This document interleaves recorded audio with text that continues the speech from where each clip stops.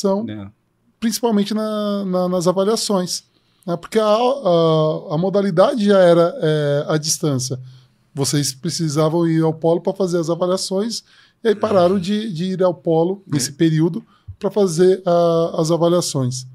Agora, para a gente, né, para nós professores, que a situação, eu recordo que eu estava indo embora, né, estava chegando em casa e eu ouvi no rádio o governador falando, falou assim, olha, nós vamos fechar. Então, era uma sexta-feira, ele falou assim, nós vamos fechar. Falando nisso, professor, fazem 5 anos hoje, não é isso? Da pandemia? Acho que é hoje, né? Acho que é hoje. É dia 12, dia 11 e depois fechou dia 22, não é isso? Mas parece que mundial, acho que o Pimentel até pode dar uma olhada para hoje. Considerado a pandemia, acho que foi nesse... se eu não me engano, foi hoje, ou foi ontem, alguma coisa assim. Pimentel, pode ver para a gente depois? E aí o que aconteceu? Foi março, né, que a gente teve a questão, olha, vai fechar. O governador, na época, o Dória, falou assim, olha, nós vamos fechar. E nós vamos fechar tudo. As escolas terão uma semana, a partir da semana que vem, para se adequar a isto.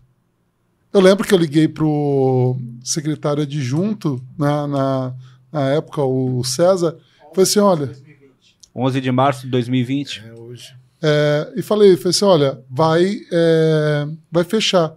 Ele até brincou, falou assim, não, mas aqui nós não temos nenhum caso, então não vai fechar, calma. Falei assim, mas ele não falou isso, ele falou que vai fechar, todos os municípios serão fechados. E aconteceu que fechou. Então, assim, a princípio, vai ficar fechado 30 dias, esses 30 dias foram prorrogando, e nós não sabíamos, né, essa questão do ensino às aulas remotas. Acho que Cubatão, a gente teve falhas ali no enfrentamento dessa situação, porque ficou a cargo das escolas, depois quando, olha, vamos retornar, nós vamos fazer as aulas remotas, né?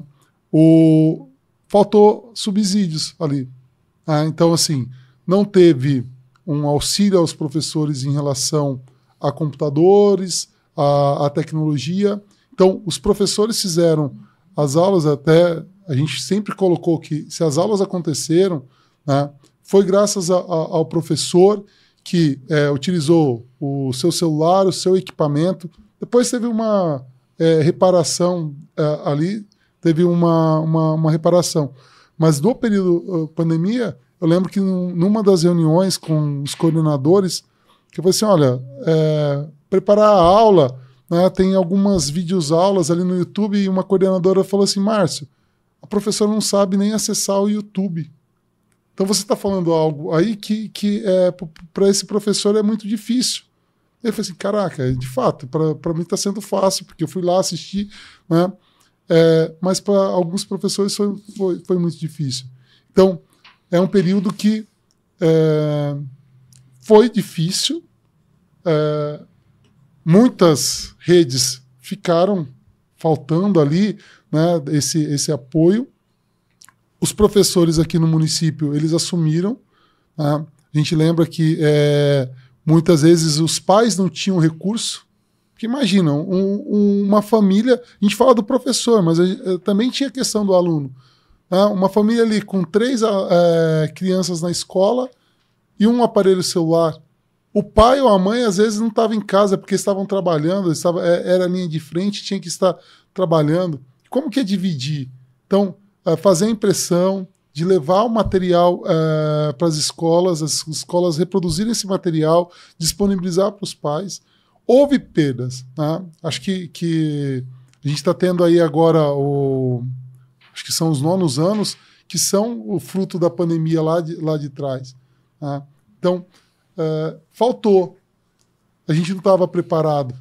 Tá? Ninguém, né? Ninguém. Olha, mas até a gente do audiovisual, né? E pra gente era novidade também, porque a gente não tinha câmeras, não tinha microfones, não tinha programas para fazer isso. Eu lembro que eu era eu participava da cultura como um dos diretores lá, e a gente tentava fazer as reuniões virtuais, a gente não sabia nem como fazer.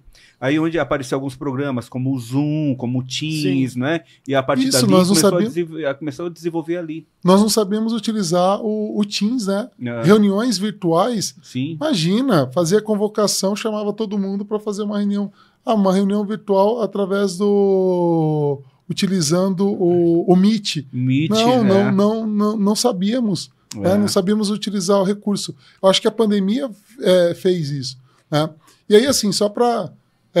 acho que faltou, né, uma adequação ali no momento da pandemia, mas estava tudo muito voltado para a saúde, né? Sim. Era tudo assim, não, ó, o recurso vai para a saúde, e que era o momento que precisava. Mas a educação também precisava.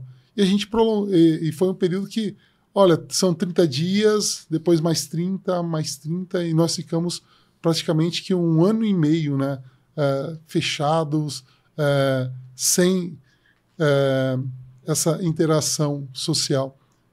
Teve a questão das perdas, só que aprendemos. A gente conseguiu. Acho que hoje, quando você chega numa escola e fala, acho que os professores já estão mais... como que eu posso dizer, mais safos ali. Olha, não, eu sei que se tiver algum problema, eu vou ter que utilizar o recurso tecnológico. Né? Então, acho que teve um preparo maior, né, em relação a isso. E como que está hoje, professor? Tem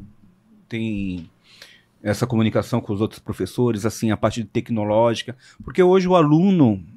A gente fala de EAD, mas hoje o aluno presencial, ele também, eu vejo isso pelos meus filhos, ele também tem que saber ali, que tem que fazer algumas coisas ali no computador. Hoje tem as plataformas, né? No município nós temos todas as salas de aulas, elas são equipadas com lousa digital. Então, o professor, a princípio, quando chegaram as lousas digitais, muitos professores falam assim, como que eu vou utilizar? Então, hoje ele tem um recurso tecnológico dentro da sala de aula. Ele pode estar falando, por exemplo, vou pegar da minha área, ciências, ele está falando de corpo humano, ele pode abrir uma imagem ali na tela, ampliar e mostrar para o aluno, né? Coisas que não era possível. Sim. O aluno tem plataformas para dar conta. No município, a gente ainda tem algumas plataformas do governo federal e até do governo estadual, o elefante letrado, algo que o aluno tem que fazer. Mas no Estado, eu sou professor do Estado, no Estado os alunos têm uma demanda gigantesca de plataformas, porque o governo entendeu que ele precisava fazer essas plataformas. Então, a gente percebe que quando o aluno chega de um município e chega no Estado, a primeira coisa que o coordenador faz é sentar com ele e falar assim, olha, você vai criar uma senha, a gente vai criar para você um login, você tem um login, você tem uma senha, você vai acessar todas essas plataformas e você precisa fazer essa complementação de estudo depois da escola. Então, acho que até mesmo na educação, no ensino obrigatório aí, a